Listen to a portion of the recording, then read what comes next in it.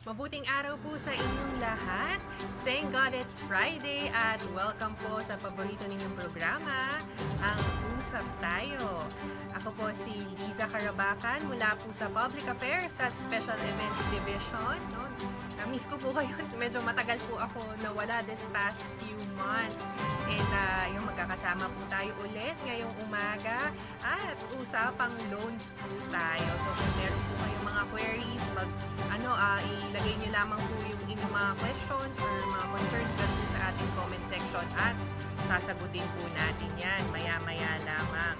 And bago po tayo magsimula, meron lang po tayong onting reminders. Unang-una po sa lahat po ng ating mga SSS pensioners.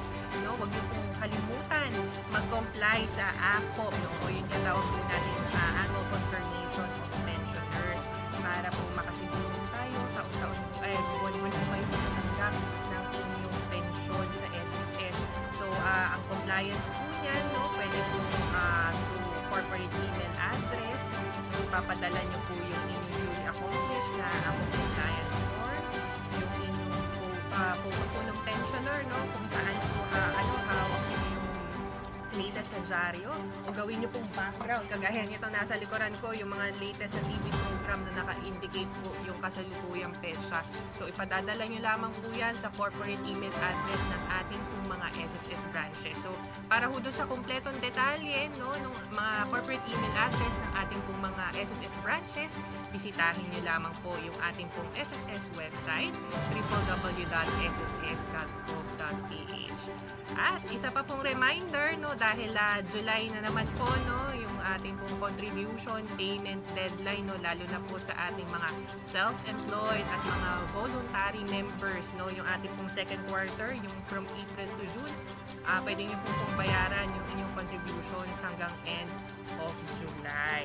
And lastly po, daan po natin natatanggap na mga text scam, ang dami nilang sinasabi na kesyo mag-e-expire daw yung inyong SSS contribution na naihulog. Ayan, makikita nyo sa ating screen yung mga sample text messages.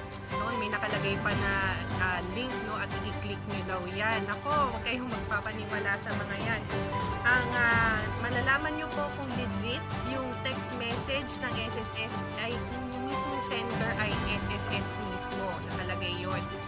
Tapos, hindi din kami naglalagay ng anumang link.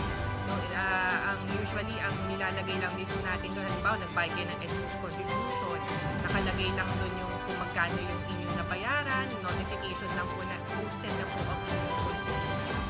So, ganun lamang po kasimple. So, talagang maging mapanuri din po kayo doon sa mga natatanggap nyo na text messages mula sa SSS.